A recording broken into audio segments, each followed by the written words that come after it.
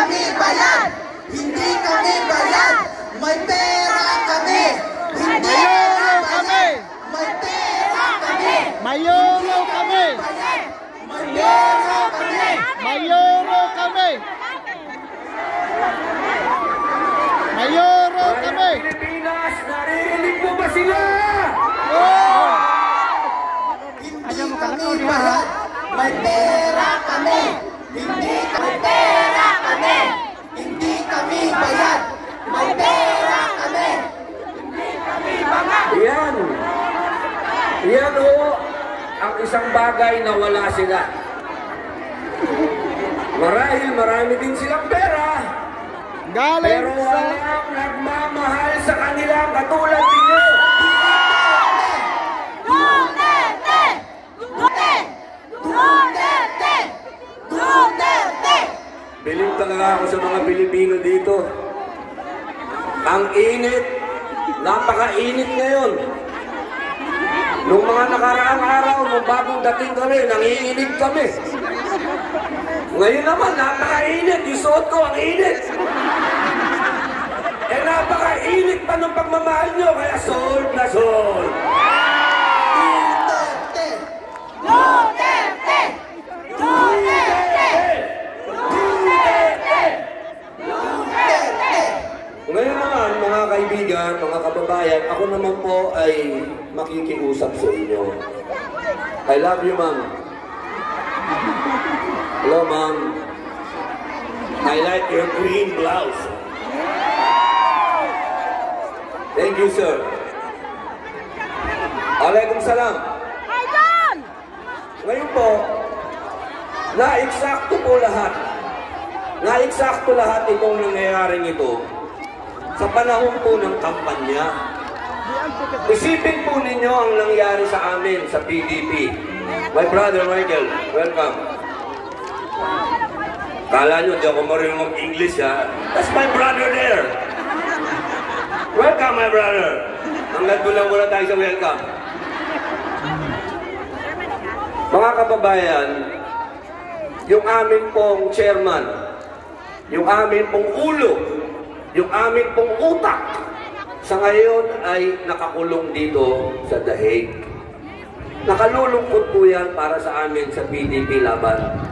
Sapagkat para po kami tinanggalan ng ulo. At alam naman po natin na sa Digong, kapag darating at magsasalita, ang tao dumadating kahit hindi sila bayad. Ngayon po ang problema namin ngayon sa Pilipinas. Wala yung aming ulo. Kaya po, katulad na iyong sinabi, lumalakas po ang loob namin sa PDP laban kapag nakikita po namin kayo. Sana po yung pakiusap. I love you, ma'am. Alam mo, ma'am, sa totoo lang, gustong-gusto kong kumis. Kaya lang, binabanatan ako, binabas ako. Pumunta daw ako sa Holland para humalik. Pambihira mga tao yan. Pangit kasi sila. Walang humihingi ng halik sa kanila, kaya kasalanan ko ba kung pangit sila, di ba? Kaya mo pag walang camera, I'll give you the kiss. English yun ha, English. Sana po. Yes, ma'am. Papangako mo ba pagka binoto mo lahat yung senador ng PDP? I'll give you a big kiss. Mamaya, ma'am, kasi baka makunan na naman ako, mabas na naman ako. Wag, idol, pagalitan ka. Yes, ma'am. Oh, yes, ma'am. Lahat po kayo, yayakapin ko. I love you, Robert! Hindi po yan kahit kailan naging issue sa mga ka-Duterte. Sapagkat ang mga ka-Duterte po malapit sa tao. Lahat po na nagmamahal kay Pangulong Digong. Lahat po kami, tinrain ni Digong na maging malapit sa tao. Kaya patawarin niyo po kami, lalong-lalo na po sa mga kapatid kong Muslim, kung na-offend po kayo, doon po sa humiling ng halik at hinalikan ko, patawarin niyo po ako. Pero wala naman pong mali siya yun, kung hindi, yun po ay yung kababayan natin, napakatagal dito, humingi ng kiss, hindi mo ibibigay, napakadamon mo naman. Tama. Pira naman. Opo. Kaya mga kababayan, ibabalik ko po doon sa issue. Meron po kaming mga kandidato na ito po yung itinutulak ng ating Pangulong Rodrigo Roa Duterte.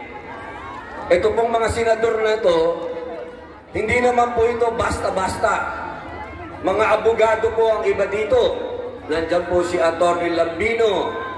Nandiyan po si Atty. Rodriguez. Si Vic. Yeah, Rodriguez is good. Andiyan po si Atty. Marcoleta. Andiyan po si Atty. Bondo.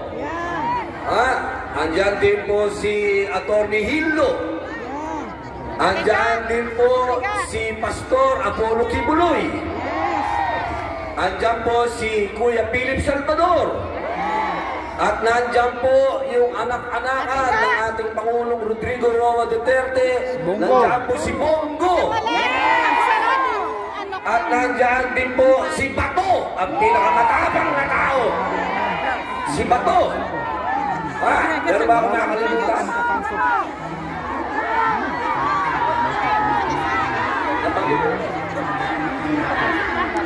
Hindi siya kasama na Si Dr. Mata. Sakay pa siya. Nabanggit ko na po, Atty. Vic Rodriguez. Huwag na natin nakalimutan yun. Sakay pa yan. Marcoleta, lahat po yung powerhouse po yan. Hindi po kayo magsisisi, mga mahal kong kababayan, kapag binoto nyo po ito. Dahil kung gusto po natin talaga ng tunay na pagbabago, kailangan bumoto kayo ng bago. Kasi hanggat bumoboto po kayo ng paulit-ulit at umaasa kayo ng panibagong resulta, ay hindi po ganun na mangyayari. Paulit-ulit lang. Kaya sana po, suportahan niyo po ang PDP laban dahil meron pa po tayong isang laban. At yung po, yung ibinabago nilang impeachment sa ating Vice President. Kaya kailangan po magkaroon tayo ng mga senador na tatayo.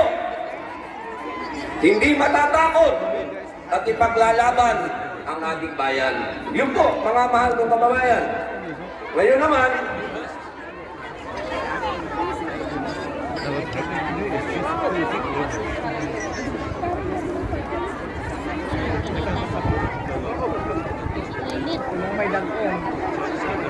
okay. Ganda nun, ha? I am not a Filipino for nothing. Tapos na ako sa aking mensahe sa inyo. Gusto ko pong pasalamatan din po pala si Mama Harlika. Mama Harlika, mabuhay po. Maraming salamat po sa inyong malasakit sa inyong bayang Pilipinas. Dahil po kayo nasa Estados Unidos, ang inyong pong boses ay napakalakas. Maraming salamat po. Idol, isang kanta naman dyan. Kung hindi ako kakanta. Sayang naman. Sayang naman. Boss! Ilagay mo nga dyan. Sandali ha. Asan ba yung host natin? Sir, dito po ako. O ma, boss, ikaw muna dito. Pag-uusap muna kami ng DJ. Sige po. While waiting for Senator Robin, we would like to thank the following: Den Haag Police Department, Staatsbosbeheer of the Netherlands, and we would also like to thank the City Mayor of Den Haag for their full support. Mahal natin ang Pilipinas! Para po susugan ang sinabi ni Maharlika, we, the Filipino people, who deeply respect and support our former President Rodrigo Roa Duterte, we humbly appeal for his immediate release and safe return to the Philippines. President Duterte dedicated his life to the service of the nation, leading the unwavering commitment to peace,